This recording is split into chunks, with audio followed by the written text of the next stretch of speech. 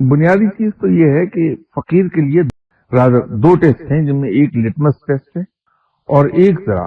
Long term ہے۔ Litmus test تو یہ ہے کہ اگر آپ کسی صاحب علم کے پاس جائیں اور وہ واقعی صاحب علم ہے تو اس سے مل کر آپ کو دو چیزیں محسوس ہوں گی۔ ایک تو اس شخص میں آپ کو کشش محسوس ہوگی اور آپ کا دل چاہے گا کہ میں دوبارہ اس آدمی کے پاس جاؤں، اور دوسرا اس سے ملنے کے بعد آپ کو اطمینان حاصل ہوگا، آپ کو سکون ملے گا۔ یہ دو چیزیں اس میں اس لیے آپ کو محسوس ہوتی ہیں کہ وہ رب کا ذکر کر رہا ہے صرف دل سے، نتیجے کے طور پہ جیسے رب نے خود بھی کہا کہ میرے ذکر سے دلوں کو سکون ملتا، تو وہ کشش بھی ذکر الہی کی ہے اصل میں۔ تو یہ کشش اور سکون، یہ دو چیزیں آپ کو، یہ لٹمس ہے کہ امیڈیٹلی آپ کو محسوس۔ دوسرا جو ہے وہ ذرا سا لمبا وقت لیتا ہے،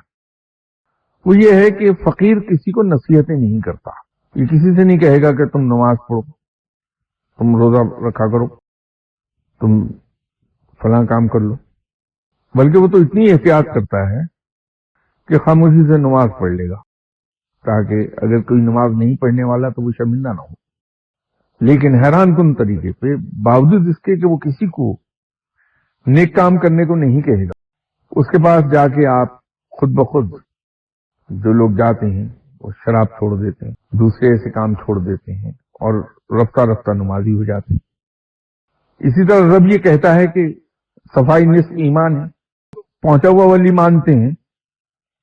جو ننگ دھڑنگ پھر رہا ہے اور جسم پر اس کے آدھا انچ میل چڑھی ہوئی ہے،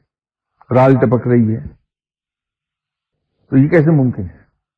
کہ کوئی رب تعالیٰ کے قریب چلا جائے؟ رب تو خود بڑا باوقار ہے، بڑا پاک صاف ہے، اس کا دوست اس طرح کا کیسے ہو سکتا؟